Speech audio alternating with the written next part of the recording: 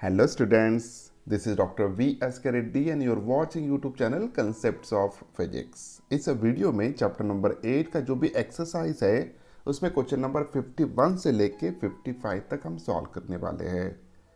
Without wasting time let us start one by one. Question number 51, one and of a spring of natural length h and spring constant k is fixed at the ground, okay, and the other is fitted with a smooth ring of mass m. So this is that one which is allowed to slide on a horizontal rod, ये वाला, at a height h, यानी यहाँ से लेके यहाँ तक का distance कितना है, h है, okay. The initially the spring makes an angle of 37 degree with the vertical, okay यहाँ पे 37 डिग्री यहाँ पे इसने बनाया है। When the system is released from rest, find the speed of the ring when the spring becomes vertical। बहुत ही बढ़िया क्वेश्चन, बहुत ही बढ़िया, लेकिन बहुत इजी भी है।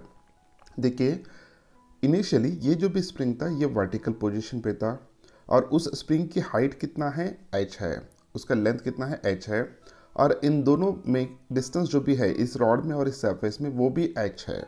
मीन्स ये स्प्रिंग जब वर्टिकल पोजीशन पे आएगा तो उसके नेचुरल लेंथ पे रहेगा। अभी वो इस पोजीशन पे है, इसका मतलब है जो भी स्प्रिंग है वो ऑलरेडी स्ट्रेच्ड है, ओके। तो स्ट्रेच कितना है, तो टोटल लेंथ यहाँ पे हम कंसिडर करेंगे इस पॉइंट से लेके यहाँ तक का जो भी लेंथ है उसका, let us imagine that it is equals to h plus x, where x is nothing but the elongation. So total length इतना हो गया, where h is the natural length। अब यहाँ पे हम एक ट्राइंगल बना सकते हैं। The triangle is like this one. So इस पॉइंट से लेके यहाँ तक ये जो भी डिस्टेंस है this is nothing but the h, और यहाँ से लेके यहाँ तक का जो भी डिस्टेंस है this is nothing but the h plus x। तो ये डिस्टेंस कितना होगा वो हम फाइंड आउट कर सकते हैं, okay. So this distance is the h, ये जो भी डिस्टेंस है this is equal to h plus x, okay, इसका इलांगेशन हुआ है तो h प्लस एक्स। अब देखिए जो भी स्प्रिंग है ये ऑलरेडी स्ट्रेच कंडीशन में है, ओके। अगर स्ट्रेच कंडीशन में है तो डेफिनेटली इस स्प्रिंग में पोटेंशियल एनर्जी स्टोर हुआ है। अब वो पोटेंशियल एनर्जी कितना होना चाहिए, सो तो potential energy of spring should be equals to half into k into x square, okay. अब ये जब इसको हम रिलीज करेंगे यहाँ से तो डेफिनेटली इसकी जो भी पोटेंशियल एनर्जी है इस सिस्टम की तो वो कन्वर्ट हो जाएगी काइनेटिक एनर्जी में।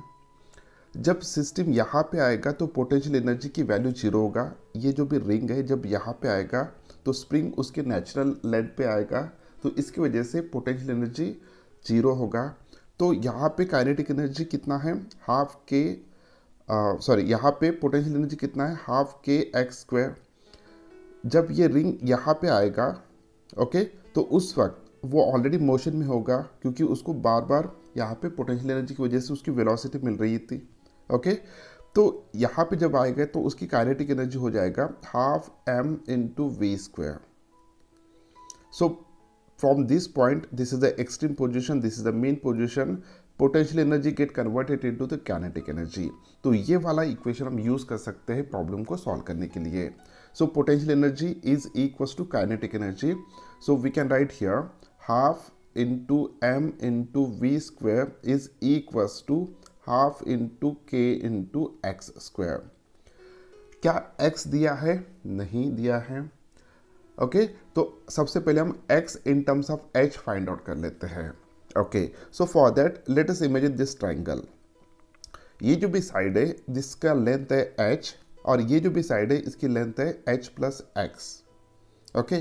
तो by using cos formula cos theta is equals to, here we can write here cos theta is equals to adjacent side upon hypotenuse h plus x, okay. और cos of 37 degree कितना होता है, it is equals to 0.8। So इसकी value आएगा 0.8। अब इसको solve कर लेते हैं यहाँ पे। So this gives h is equal to 0.8 h plus 0.8 x, तो 0.8 x is equals to okay h minus 0.8 x आएगा अगर ट्रांसफर करते हैं, तो यहाँ पे बचेगा 0.2 इंटू एच। मुझे x की वैल्यू चाहिए, तो जब हम इसको सॉल्व करेंगे तो सॉल्व करने के बाद x की वैल्यू यहाँ पे निकल के आएगा which is equals to 0.2 upon 0.8 into h, तो ये होगा h/4। तो x की वैल्यू इन टर्म्स ऑफ h हमें मिल चुका है which is equals to h/4। तो यही वैल्यू यहाँ पे हमें सब्स्टिट्यूट करना है ओके इस इक्वेशन में। तो half of get cancel, so therefore v square is equals to k into x square upon h, sorry upon m। So v is equals to x बाहर निकालेंगे under root of k by m, substitute the value of x, so which is equals to h/4 under root of k by m. So this is a velocity of that spring of that ring at the point at mean position, यानी इस height पे vertical position पे उसकी जो भी velocity होगा it is equals to h/4 under root of k by m। This is the required answer. Question number 52. Figure shows a light rod of length L rigidly attached to a small heavy block at one end and a hook at the other end. Okay, so this is that light rod. यहाँ पे heavy block attach किया गया और दूसरे side पे ये hook है। The system, ये पूरा system is released from rest with the rod in a horizontal position. ये हॉरिजॉन्टल पोजीशन में इसको हमने रिलीज किया। There is a fix smooth ring at a depth h, so h इतने डेप्थ पे एक स्मूथ रिंग यहाँ पे है below the initial position of the hook and the hook get into the ring as it reaches there. Okay, so ये जो भी hook है इस रिंग में फंस जाएगा। What should be the minimum value of h, यानी जिस हाइट से हम इसको रिलीज करने वाले वो हाइट कितना होना चाहिए so that the block move in a complete circle about the ring. बहुत ही बढ़िया क्वेश्चन।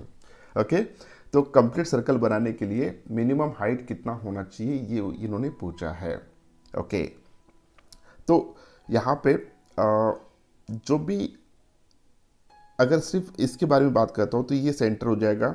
अगर इस ब्लॉक का सर्कुलर मोशन हो रहा है यहाँ पे सर्कुलर मोशन, तो इस हॉरिजॉन्टल पोजीशन पे जब वो रहेगा तो मिनिमम वेलोसिटी कितना होना चाहिए इसके बारे में हमने ऑलरेडी डिस्कस किया है।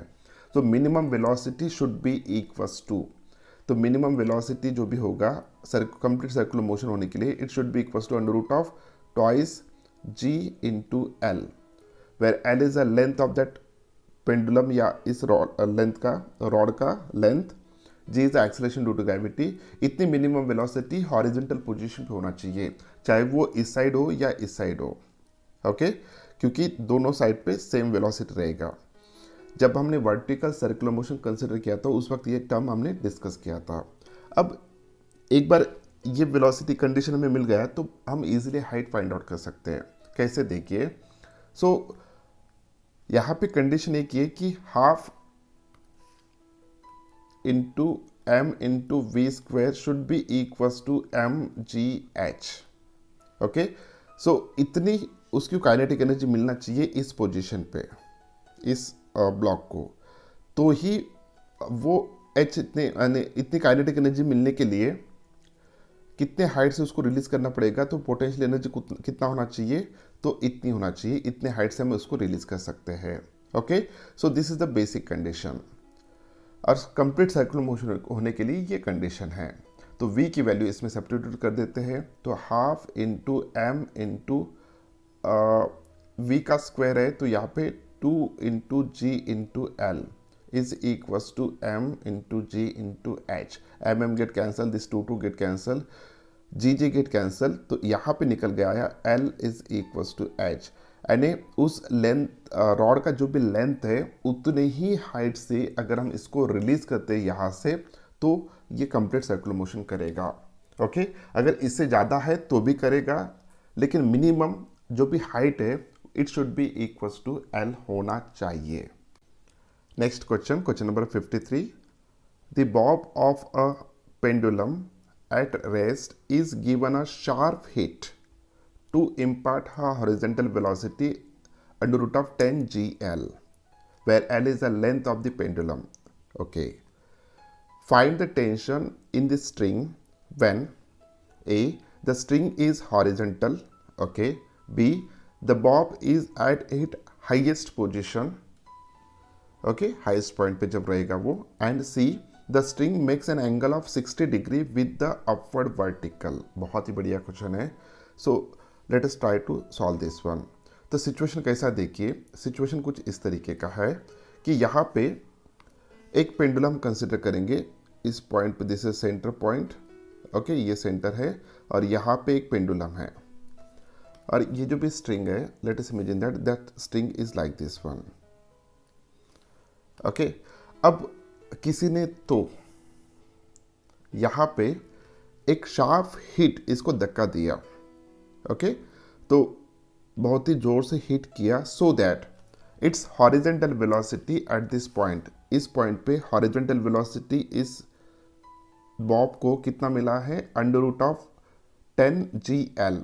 सो वेलोसिटी इस पॉइंट पे जो भी मिला है it is equals to under root of 10 GL। इतनी वेलोसिटी उस बॉब को मिल चुकी है यहाँ पे पॉइंट बी पे, ओके।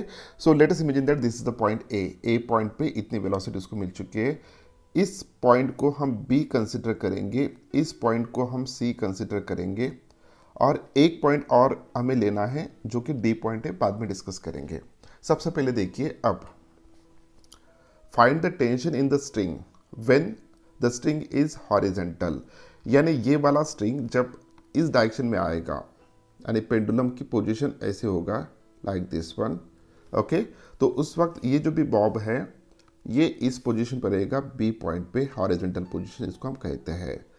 तो ये ऑलरेडी सर्कुलर मोशन में है, तो डेफिनेटली इसमें कुछ ना कुछ टेंशन प्रोड्यूस होगा इस स्ट्रिंग में, तो इस टेंशन की वैल्यू हमें फाइंड आउट करना है, ओके।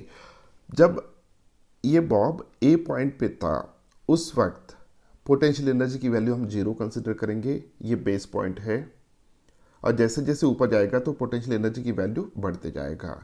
जब वो इस पॉइंट पे था तो इसकी टोटल एनर्जी क्या था, सिर्फ काइनेटिक एनर्जी, और वो काइनेटिक एनर्जी कितना लेंगे हम, so at point A, okay, so potential energy, kinetic energy जो भी है it is equals to half into M into we square, which is equals to, जब बॉब यहाँ से लेके यहाँ तक आ रहा है तो इसकी पोटेंशियल एनर्जी बढ़ रही है और काइनेटिक एनर्जी कम हो रही है, तो इस पॉइंट पे हम वेलोसिटी कंसिडर करेंगे V B, okay, velocity consider करेंगे वी बी, और पोटेंशियल एनर्जी कितना होगा और काइनेटिक एनर्जी कितना होगा, तो काइनेटिक एनर्जी होगा at point B it is equals to half M into V B square plus potential energy कितना हाइट बढ़ चुका है, which is equal to the length of the pendulum, so M G into L.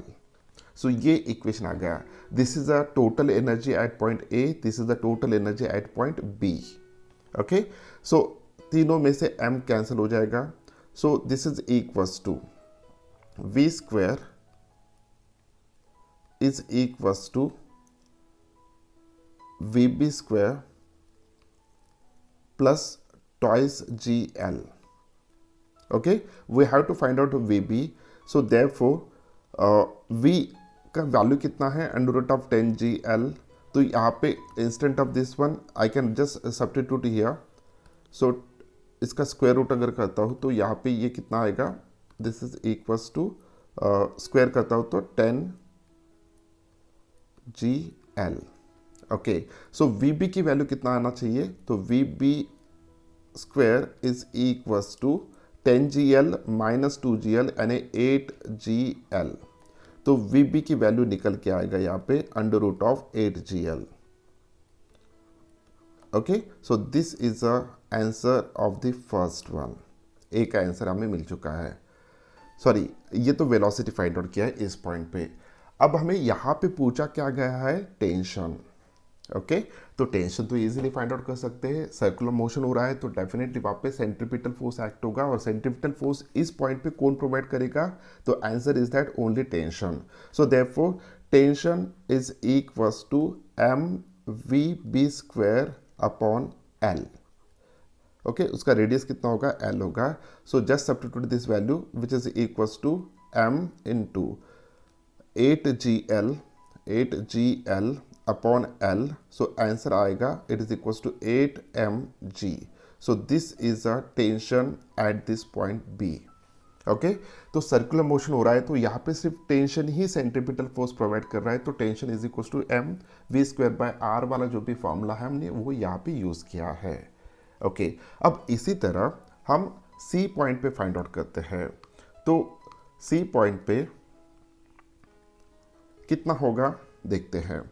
जब ये pendulum यहाँ पे पहुंचेगा, okay this point eight this point, तो उस वक्त सिचुएशन क्या होगा थोड़ा सोचिए। यहाँ पे जो भी काइनेटिक एनर्जी था तो वो अब धीरे धीरे कम होते जाएगा, यहाँ पे कुछ ना कुछ काइनेटिक एनर्जी रहेगा। जो भी काइनेटिक एनर्जी यहाँ पे रहेगा उसको वैल्यू हम यहाँ पे लिख लेंगे। This should be equals to half into M into V C square, क्योंकि इस पॉइंट पे वेलोसिटी वी सी रहेगा ऐसा हम इमेजिन करके चलते हैं। प्लस पोटेंशियल एनर्जी कितना होगा यहाँ पे? So it is equals to 2 times of m into ji into L, क्योंकि टोटल लेंथ जो भी है यहाँ से लेके यहाँ तक हाइट जो भी है it is equals to twice L. Therefore M G H की वैल्यू यहाँ पे 2l होगा, therefore 2mgl। This is equals to A point पे जब था तो काइनेटिक एनर्जी कितना था? So it is equals to half into M into we square where V is equals to under root of 10gl। तो तीनों values हम यहाँ पे सब्स्टिट्यूट कर देते हैं। So half of get cancel और यहाँ पे 4 हो जाएगा, तो 10gl is equals to m cancel हो चुका है तो V C square plus 4gl। Okay so V C की वैल्यू कितना होगा? तो वी सी स्क्वायर की वैल्यू होगा 6gl, तो V C is equals to under root of 6gl। So this is the value of VCL, sorry VC। Okay velocity at point C। अब velocity इस point पे हमें पता चल चुका है। अब यहाँ पे टेंशन कितना होगा तो वो हम कैलकुलेट करते हैं। जब स्ट्रिंग इस तरीके का होगा तो उस वक्त टेंशन जो भी रहेगा it is in a downward direction. Downward direction में और एक फोर्स यहाँ पे हो रहा है that is nothing but the mg। Okay तो mg है और टेंशन है, ये दोनों सेंट्रीपिटल फोर्स प्रोवाइड कर रहे हैं। So we can write here m v square by r, यानी यहाँ पे l आएगा, m v c square by l is equals to t minus mg। Okay तो VC की वैल्यू कितना आया? अंडर रूट ऑफ 6gl, उसका स्क्वायर करता हो तो 6gl, एल गेट कैंसर, यानी 6mg प्लस mg, तो टेंशन की वैल्यू जो भी आएगा it is equal to 7mg। So this is nothing but the tension at point C। यहाँ पे थोड़ा करेक्शन है क्योंकि ये सेंट्रीपिटल फोर्स जो भी है T प्लस mg होना चाहिए, T प्लस mg। सो जब यहाँ पे हम इसको सॉल्व करेंगे तो ये आएगा 5। ओके क्योंकि यहाँ पे 6mg इधर है तो mg माइनस होगा तो 5mg। ओके यहाँ पे थोड़ा हमें लिखते हुए गड़बड़ हो गई थी। कैसे देखिए एक बार मैं इस स्टेप को रिपीट करता हूँ। जो भी सेंट्रीपिटल फोर्स है वो दो चीज़ें मिलके यहाँ पे दे रहे हैं, एक है टेंशन दूसरा है mg, देयरफॉर इन दोनों का एडिशन होगा। जब सॉल्व करेंगे तो t की वैल्यू आएगा 5mg। अब next the string makes an angle 60 degree with the upward vertical। okay this is the upward vertical, तो इसके साथ जो भी एंगल यहाँ पे बन रहा है it is equals to 60 degree like this one। Okay so ये जो भी एंगल है इसको हम 60 डिग्री कंसिडर करेंगे। ओके अब थोड़ा सोचिए, आपका पेंडुलम जो भी है यहाँ तक आ चुका है, this is the point D, this is the point D। अब D पॉइंट पे विथ रिस्पेक्ट टू A कितना हाइट बढ़ा है? तो यहाँ पे आंसर है L प्लस यहाँ तक।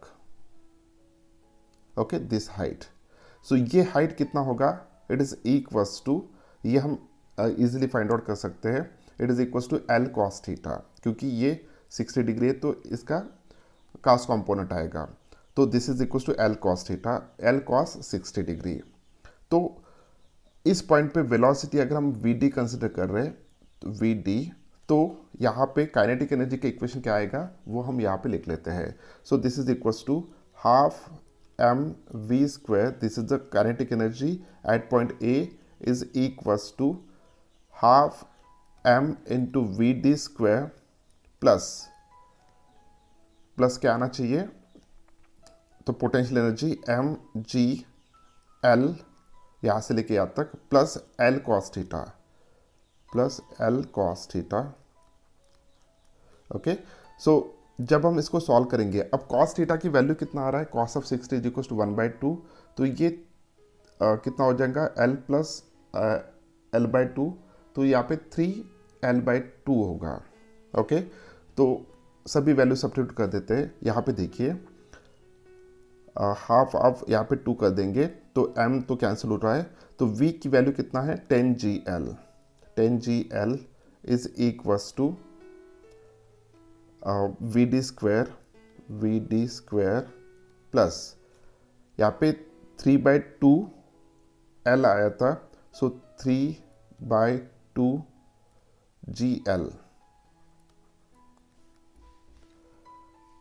और मल्टीप्लाइड बाय, जब हमने हाफ कैंसिल किया था तो यहाँ पे 2 होगा, तो यहाँ पे 2 मल्टीप्लाई कर देंगे हम। ओके, तो अब ये 2 get cancel, 3GL, so V D square it is equals to 10GL minus 3GL यानी 7GL। सो वी डी की वैल्यू कितना आएगा, so V D is equals to √7GL। So this is a velocity at point D, जो कि 60 degree इतने angles पे है with respect to vertical. Okay, अब ये वैल्यू मिल गया। अब टेंशन फाइंड आउट करना है, तो टेंशन कैसे फाइंड आउट करेंगे, सो टेंशन यहाँ पे जो भी आएगा टेंशन, सो टेंशन के 2 कंपोनेंट्स आएंगे, आप सॉरी टेंशन जो भी होगा it is nothing but the centripetal force जो भी होगा ये दोनों का मिल के होगा, कौन कौन सा, टेंशन और mg cos थीटा वाला। ओके, सो मैं यहाँ पे थोड़ा रफ कर देता हूँ।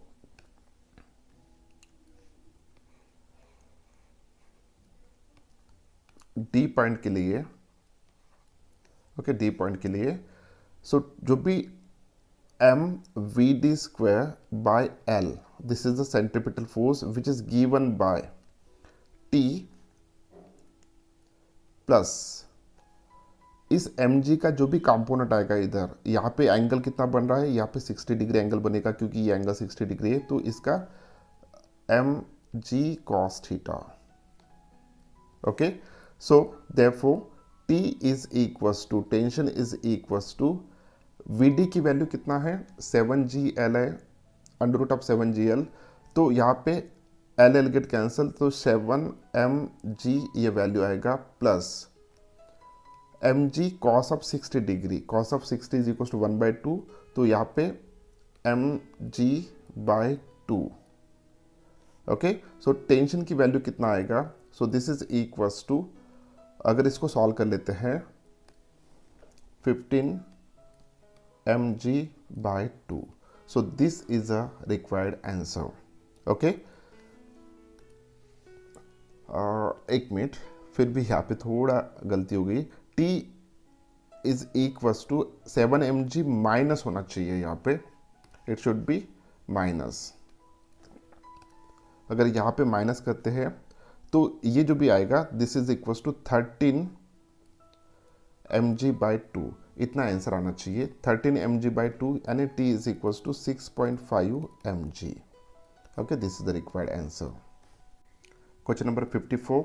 A simple pendulum consists of a 50 centimeter long string connected to a 100-gram ball. Okay. The ball is pulled aside so that the string makes an angle of 37 degree with the vertical and then release. Okay. Find the tension in the string when the bob is at its lowest position. बहुत ही simple question है, सो फटाफट इसको solve कर लेते हैं। So let us imagine that this is a circular path and here the pendulum is like this one.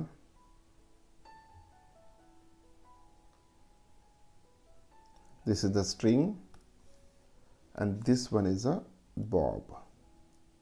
Okay, अब इस pendulum को हमने थोड़ा साइड में लाया है लाइक दिस वन, और बॉब यहाँ पे है फिलहाल, और इसने जो भी वर्टिकल के साथ एंगल किया है, इनका कहना है कि वो एंगल है 37 degree, this one. Okay, so theta 37 degree. अब इस पोजीशन पे इसको पकड़ के हमने रिलीज किया तो डेफिनेटली यहाँ पे जब हम इसको यहाँ तक लाए तो कुछ ना कुछ पोटेंशियल एनर्जी इसमें स्टोर है, और रिलीज किया that potential energy converted into the kinetic energy. तो यहाँ पे जब आएगा तो काइनेटिक एनर्जी में कन्वर्ट हो जाएगा। ओके, तो पोटेंशियल एनर्जी की वैल्यू इस पॉइंट पे 0 होगा। अब इस पॉइंट पे काइनेटिक एनर्जी कितना होगा और इस पॉइंट पे पोटेंशियल एनर्जी कितना होगा वो हमें देखना है। सो यहाँ पे ये जो भी हाइट है, पेंडुलम कितने हाइट पे लाया हमने, तो दिस इज दैट हाइट। सो यहाँ से लेके ये हाइट हमें फाइंड आउट करना है। तो टोटल पेंडुलम का लेंथ कितना दिया है, 50 सेंटीमीटर दिया है। ओके, तो ये हाइट हम इजीली फाइंड आउट कर सकते हैं क्योंकि ये एंगल हमें पता है। So cos of this one, ये जो भी आएगा मेरे ख्याल से this is equals to cos theta is equals to, यानी ये जो भी लेंथ आएगा इसको हम नाम दे देंगे A, this is the B and this one is the point is C, lowest point. So A B जो भी लेंथ है it should be equals to L cos theta आएगा। So this is equals to A B. So A B जो भी होगा this is equals to L की value कितना है 0.5, कॉस थीटा की वैल्यू कितना आता है, so it is nothing but the cos of 37 degree. Okay, so it is should be equals to 4/5। Okay, ये स्टैंडर्ड वैल्यू है कॉस ऑफ 37 डिग्री। जब इसको सॉल्व करेंगे, सॉल्व करने के बाद ये जो भी वैल्यू आएगा this should be equals to 0.4 metre. Okay, अब देखिए ए सी कितना था 50 सेंटीमीटर यानी 0.5 मीटर, तो ए सी कितना होगा, सॉरी ए बी कितना है 0.4, तो बी सी कितना होगा 0.1। सो यहाँ पे बी सी की वैल्यू जो भी आ चुका है it is equal to 0.1 metre. Okay, clear है इतना। तो यहाँ पे एच की वैल्यू में पता चल गया है। अब सिंपल फार्मूला यूज करेंगे हम। सबसे पहले हमें वेलोसिटी फाइंड आउट करना है, so therefore we will use this formula mgh is equals to half into m into we square. mm get cancel. Okay, यहाँ पे mm गेट कैंसल, h की वैल्यू पता है 0.1 है, तो 10 मल्टीप्लाइड बाय 0.1 ये होगा 1 इज इक्वल्स टू m की वैल्यू तो यहाँ पे कैंसिल हो चुका है, तो यहाँ पे 2 इधर आ जाएगा, तो 2 इंटू वी स्क्वायर। ओके, तो V square is equal to 2, therefore v is equal to √2 metre per second. इतनी वैल्यू वेलोसिटी की यहाँ पे आ चुकी है इस पॉइंट पे। अब हम टेंशन फाइंड आउट करते हैं। सो जब भी ऑसिलेट हो रहा है तो लोएस्ट पॉइंट पे जो भी टेंशन क्रिएट होगा that tension in upward direction, और एक फोर्स यहाँ पे आएगा in a downward direction that is nothing but the m into G. अब ये दोनों का रिजल्टेंट जो भी होगा वो सेंट्रीपिटल फोर्स होगा, क्योंकि ये सर्कुलर मोशन हो रहा है। तो centripetal force we can write here m v square upon r is equals to, okay, centripetal force का डायरेक्शन कौन सा होता है, ऊपर वाला, so t minus mg। So therefore this gives tension is equals to, tension की value जो भी होगा this is equals to m v square upon r plus mg। यहाँ पे हम गलती नहीं करेंगे, okay, plus mg। So this is equals to m की वैल्यू कितना है, इट्स 100 ग्राम यानी 0.1 मल्टीप्लाइड बाय v की वैल्यू कितना है, सो √2 है तो उसका स्क्वायर करेंगे तो 2 आएगा सिंपली। रेडियस कितना है, तो यहाँ पे 0.5 है रेडियस, प्लस mg, तो m की वैल्यू है 0.1 और g की वैल्यू है 10, तो ये 1 आएगा। सो जब इसको सॉल्व करेंगे तो ये 0.1 मल्टीप्लाइड बाय 2 यानी 0.2 अपॉन 0.5 यानी 0.4 होगा, 0.4 plus 1, so this is equals to 1.4। So 1.4 newton. So this is the required answer. बहुत ईजी था. ओके ये 1.4 newton is a tension. Next question, question number 55. Figure shows a smooth track a part of which is a circle of radius r. तो this is the smooth track और इसका जो भी part है, एक part ये circle है और जिसका रेडियस है r. A block of mass m is push against the spring of spring constant k fix at the left end and then release. इसको हम पुश कर रहे हैं. पुश करने के बाद इसमें पोटेंशियल एनर्जी स्टोर होगा. वो पोटेंशियल एनर्जी इसको जब हम रिलीज करेंगे तो it get converted in the kinetic energy of this block और ये ब्लॉक आगे जाएगा. ओके वो आगे जा रहा है in this path. Find the initial compression of the spring so that block presses the track with the force mg when it reaches the point P. ये बहुत ही इंपॉर्टेंट स्टेटमेंट है. ओके जब ये ब्लॉक यहाँ पे सर्कुलर मोशन कर रहा है तो इस पॉइंट पे जब ब्लॉक पहुँचेगा तो ये वाला सरफेस उसके ऊपर एक फोर्स क्रिएट कर रहा है. ओके इन दिस डायरेक्शन, इस डायरेक्शन में एक फोर्स क्रिएट कर रहा है टुवर्ड्स द सेंटर और वो फोर्स कितना है, mg है. ये इंपॉर्टेंट स्टेटमेंट है.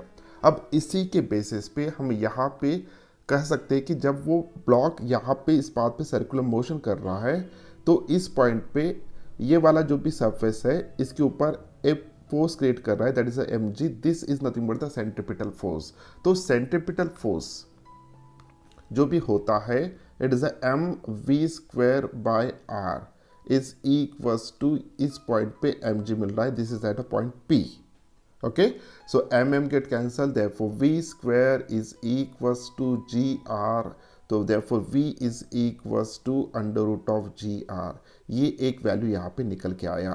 यानी जब ये ब्लॉक P पॉइंट पे पहुँचेगा तो उस वक्त उसकी वेलोसिटी कितना होगा, under root of gr. Okay ये हमने ऑलरेडी कैलकुलेट कर लिया. अब क्या पूछा है देखिए, फाइंड द इनिशियल कॉम्प्रेशन. यानी हमें यहाँ पे इस ब्लॉक को कितना कॉम्प्रेस करना होगा, यानी स्प्रिंग का कितना कॉम्प्रेशन होगा वो हमें देखना है.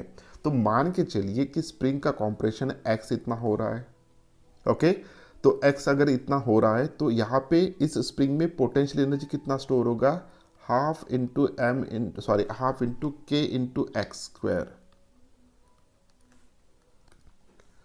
इतने पोटेंशियल एनर्जी इसमें स्टोर है. जैसे हम इसको रिलीज करेंगे तो ये ब्लॉक की पोटेंशियल एनर्जी होगा हाफ इंटू के इंटू एक्स स्क्वायर, जो कि स्प्रिंग इसके ऊपर इम्पार्ट करेगा और इतने पोटेंशियल एनर्जी से वो मूव कर रहा है. जब वो मूव कर रहा है तो यहाँ तक तो कोई प्रॉब्लम नहीं है क्योंकि ये स्मूथ सरफेस है. लेकिन जब यहाँ पे आएगा ओके लोएस्ट पॉइंट पे तो यहाँ से ऊपर चढ़ना स्टार्ट करेगा, सर्कुलर पाथ करना स्टार्ट करेगा. उसकी हाइट बढ़ रही है तो जैसे जैसे हाइट बढ़ रही है तो वैसे वैसे उसकी जो भी एनर्जी है वो कम कम होती जाएगी. ओके तो जैसे ही इस स्प्रिंग ने इसके ऊपर पोटेंशियल एनर्जी रिलीज करना स्टार्ट किया तो इसको काइनेटिक एनर्जी मिलेगा. उतनी काइनेटिक एनर्जी से यहाँ तक आ रहा है, लेकिन यहाँ से लेके उसकी पोटेंशियल एनर्जी फिर बढ़ेगा. ओके तो यहाँ पे टोटल एनर्जी कितना होना चाहिए, तो टोटल एनर्जी जो भी होगा वो हम यहाँ पे देखेंगे अब. सो this potential energy get converted into the kinetic and kinetic get converted into the potential at this point.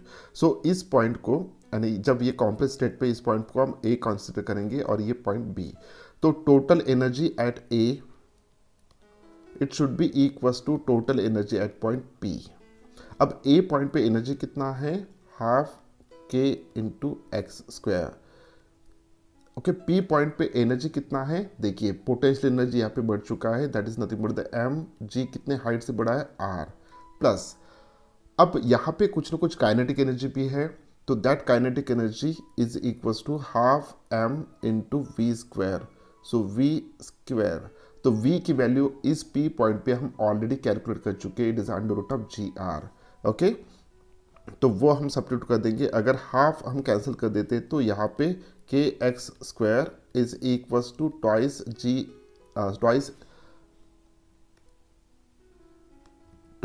M G R plus m into we square की वैल्यू होगा जी आर.